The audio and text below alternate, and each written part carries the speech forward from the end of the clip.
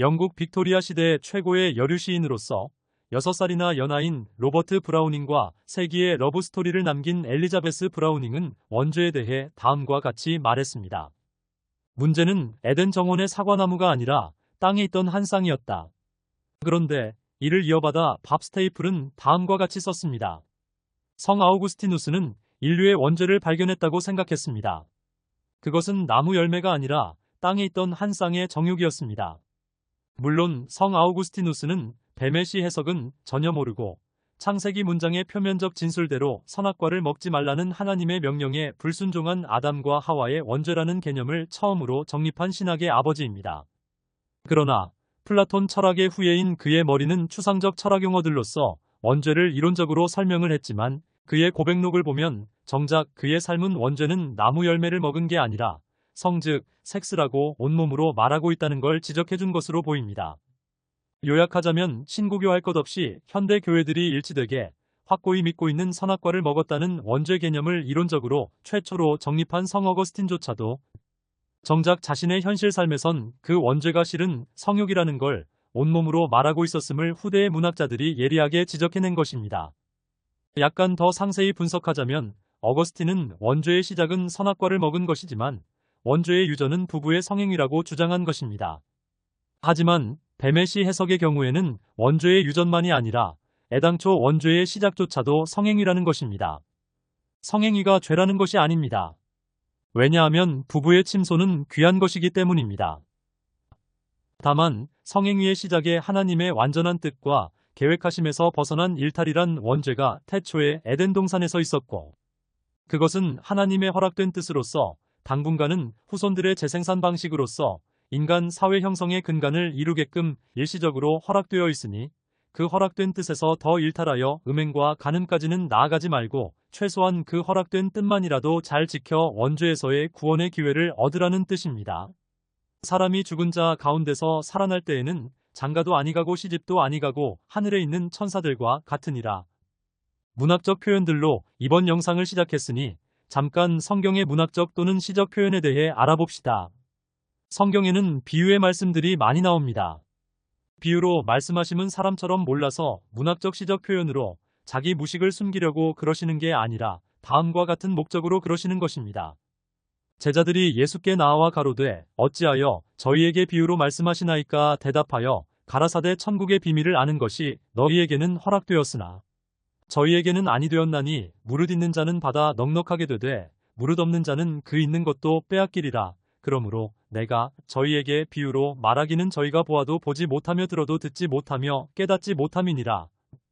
예수께서 가라사대 내가 심판하러 이 세상에 왔으니 보지 못하는 자들은 보게 하고 보는 자들은 소경되게 하려 함이라 하시니 이를 숨기는 것은 하나님의 영화요 이를 살피는 것은 왕의 영화니라.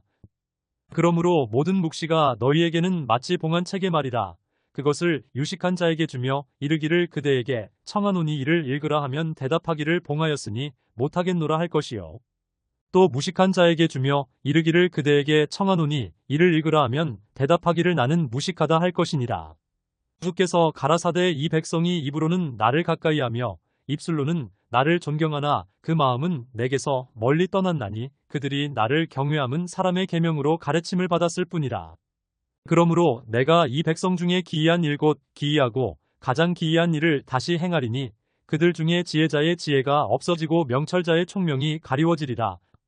그때에 예수께서 대답하여 가라사대 천지의 주제이신 아버지여 이것을 지혜롭고 슬기 있는 자들에게는 숨기시고 어린 아이들에게는 나타내심을 감사하나이다 올소이다 이렇게 된 것이 아버지의 뜻이니이다. 악인은 공의를 깨닫지 못하나 여호와를 찾는 자는 모든 것을 깨닫느니라. 가까이 오사 예루살렘 성을 보시고 우시며 가라사대 너도 오늘날 평화에 관한 일을 알았더면 좋을 뻔하였거니와 지금 내 눈에 숨기웠도다. 이러한 목적 때문에 하나님께서 우리의 육안에 보이는 현실과는 사뭇 다른 비유적 표현을 쓰시는데 그러나 이 비유조차도 사람들이 잘 몰라서 쓰는 실체 없는 맹탕 비유가 아니라 비유적 표현 속에 들어있는 완전 모호한 계시로서 실제로는 그 단어의 고차원 공간에서의 정의로 보입니다. 즉 인간 세상인 3, 4차원에서의 그 단어의 정의가 아니라 고차원 하나님의 세계에서 쓰는 그 단어의 정의일 것입니다. 이런 비유적 표현들은 오직 하나님을 끝까지 경외하고 그분의 뜻을 찾는 자들을 위해 숨겨놓으신 보물찾기 게임 같은 것으로 말로만 사랑하고 믿는다고 하면서 실제로는 하나님을 사랑하지도 않고 찾지도 않는 자들에겐 자동으로 숨겨지게 만드신 선택적 차단 장치의 역할을 하는 것은 아닐까요? 아무 실체가 없는 문학적 비유밖에 할 줄 모르는 별 능력 없는 하나님이라면 우리가 도대체 어떻게 믿고 따를 수 있겠습니까? 예수께서 대답하여 가라사대 너희가 성경도 하나님의 능력도 알지 못하는 고로 오해하였도다. 저는 하나님께서 모든 비밀에 대한 진짜 해답을 이런 식으로 숨겨놓으셨다고 생각합니다. 하나님께 나아가는 자는 반드시 그가 계신 것과 또한 그가 자기를 찾는 자들에게 상 주시는 이심을 믿어야 할지니라. 너희가 전심으로 나를 찾고 찾으면 나를 만나리라. 아무튼 사람이 볼 때 하나님께서 시적이고 비유적 표현을 쓰신 것은 분명한 사실입니다. 예를 들면 성경 곳곳에서 사람을 정원 즉 동산이나 나무로 비유해서 사용하신 용례들이 많기 때문입니다. 사람을 동산으로 비유하신 가장 대표적인 경우는 다음과 같습니다.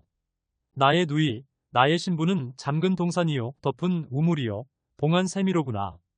내게서 나는 것은 석류나무와 각종 아름다운 과수와 고벨화와 나도초와 나도와 버농화와 창포와 개수와 각종 유향목과 모략과 침향과 모든 귀한 향품이요. 북풍아 일어나라 남풍아 오라 나의 동산에 불어서 향기를 날리라. 나의 사랑하는 자가 그 동산에 들어가서 그 아름다운 실과 먹기를 원하노라. 여기서 솔로몬에게 감동을 주신 성령께서는 술람미 여인을 각종 귀한 나무들이 나는 울타리 쳐진 동산으로 비유하였으며 솔로몬이 그 동산에 들어가서 그 열매들을 먹기를 원한다고 표현하셨습니다. 과연 이 동산과 이 나무들과 이 열매들이 문자 그대로의 정원과 목본식물나무들과 그 열매들일까요? 아니면 술람미 여인의 속에서 자라나는 여러 성령의 열매들을 맺는 각종 아름다운 성품들을 의미하는 것일까요? 비슷한 사례로 이스라엘 국가를 포도원 정원 또는 동산으로 비유하신 다음 이사야서 5장 말씀이 있습니다. 내가 나의 사랑하는 자를 위하여 노래하되 나의 사랑하는 자의 포도원을 노래하리라. 나의 사랑하는 자에게 포도원이 있으며 심히 기름진 사내로다. 땅을 파서 돌을 제하고 극상품 포도나무를 심었었도다. 그 중에 망대를 세웠고 그 안에 술틀을 팠었도다. 좋은 포도 맺기를 바랐더니 들 포도를 맺혔도다. 대저 만군의 여호와의 포도원은 이스라엘 족속이요 그의 기뻐하시는 나무는 유다 사람이라. 그들에게 공평을 바라셨더니 도리어 포악이요 그들에게 의로움을 바라셨더니 도리어 부르짖음이었도다. 사람을 나무로 비유하신 경우는 너무나도 많은데 몇 가지 사례를 들면 다음과 같습니다. 내 집 내실에 있는 내 아내는 결실한 포도나무 같으며 내 상에 둘린 자식은 어린 감람나무 같으리로다. 그들로 의의 나무 곧 여호와의 심으신 바 그 영광을 나타낼 자라 일컬음을 얻게 하려 하심이니라. 내가 악인의 큰 세력을 본즉 그 본토의 선 푸른 나무의 무성함 같으나 그때에 사람이 산들을 대하여 우리 위에 무너지라 하리라. 푸른 나무에도 이같이 하거든 마른 나무에는 어떻게 되리요 하시니라. 또한 가지 얼마가 꺾여졌는데 돌감람나무인 내가 그들 중에 젖붙임이 되어 참감람나무 뿌리의 진액을 함께 받는 자 되었은즉 그 가지들을 향하여 자긍하지 말라. 우러러보며 가로되 사람들이 보이나이다. 나무 같은 것들에 걸어가는 것을 보나이다 하거늘 나는 포도나무요 너희는 가지니 저가 내 안에 내가 저 안에 있으면 이 사람은 과실을 많이 맺나니 못된 열매 맺는 좋은 나무가 없고 또 좋은 열매 맺는 못된 나무가 없느니라. 나무는 각각 그 열매로 아나니 가시나무에서 무화과를 또는 찔레에서 포도를 따지 못하느니라. 선한 사람은 마음에 쌓은 선에서 선을 내고 악한 자는 그 쌓은 악에서 악을 내나니 이는 마음에 가득한 것을 입으로 말함이니라. 위 말씀에서 사람은 일종의 나무로서 어떤 열매 성품의 열매, 행실의 열매, 입술의 열매 등등을 맺는데 좋은 사람은 좋은 열매를 맺고 나쁜 사람은 나쁜 열매를 낸다고 명확하게 선포하여 주셨습니다. 좀 전에 말씀드린 아가서 4장 말씀과 정확히 부합되는 말씀입니다. 이 아가서 말씀과 부합되면서도 아예 에덴의 나무들이라고 말씀하시는 에스겔서 말씀은 다음과 같습니다. 볼지어다 아수르 사람은 가지가 아름답고 그늘은 삼림의 그늘 같으며 키가 높고 꼭대기가 구름에 닿은 레바논 백향목이었느니라. 내가 그 가지로 많게 하여 모양이 아름답게 하였더니 하나님의 동산 에덴에 있는 모든 나무가 다 투기하였느니라. 그러므로 나 주 여호와가 말하노라. 그의 키가 높고 꼭대기가 구름에 닿아서 높이 빼어났으므로 마음이 교만하였은즉 내가 열국에 능한 자의 손에 붙일지라. 그가 임의로 대접할 것은 내가 그의 악을 인하여 쫓아내었음이라. 이는 물가에 있는 모든 나무로 키가 높다고 교만치 못하게 하며 그 꼭대기로 구름에 닿지 못하게 하며 또 물대임을 받는 능한 자로 스스로 높아 서지 못하게 함이니 그들을 다 죽는데 붙여서 인생 중 구덩이로 내려가는 자와 함께 지하로 내려가게 하였음이니라. 너의 영화와 광대함이 에덴 모든 나무 중에 어떤 것과 같은고 그러나 내가 에덴 나무와 함께 지하에 내려갈 것이요. 거기서 할례 받지 못하고 칼에 살육당한 자 중에 누우리라. 이들은 바로와 그 모든 군대니라. 나 주 여호와의 말이니라 하라. 자, 그러면 이러한 성경 말씀들을 염두에 두고서 태초에 에덴 동산을 계시해 주신 성경 창세기의 본문을 보겠습니다. 여호와 하나님이 동방의 에덴에 동산을 창설하시고 그 지으신 사람 남자를 거기 두시니라. 여호와 하나님이 그 땅에서 보기에 아름답고 먹기에 좋은 나무가 나게 하시니 동산 가운데에는 생명나무와 선악을 알게 하는 나무도 있더라. 여호와 하나님이 그 사람을 이끌어 에덴 동산에 두어 그것을 경작하며 지키게 하시고 여호와 하나님이 그 사람에게 명하여 이르시되 동산 각종 나무의 열매는 내가 임의로 먹되 선악을 알게 하는 나무의 열매는 먹지 말라. 내가 먹는 날에는 반드시 죽으리라 하시니라. 너는 담장 너머로 뻗은 나무 가지에 푸른 열매처럼 하나님의 귀한 축복이 삶에 가득히 넘쳐날 거야. 너는 어떤 시련이 와도 능히 이겨낼 강한 발이 있어. 전능하신 하나님께서 너와 언제나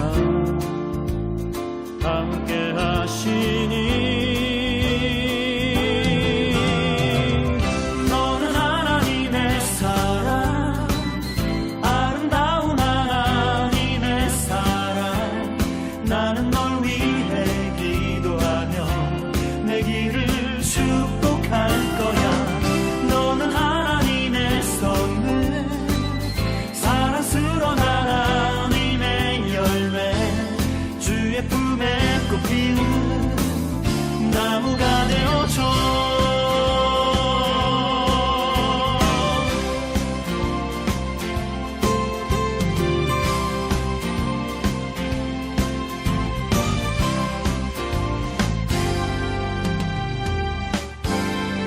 너는 담장 너머로 뻗은 나무 가지에 푸른 열매처럼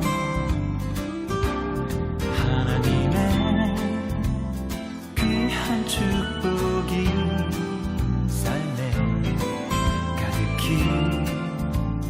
넘쳐날 거야. 너는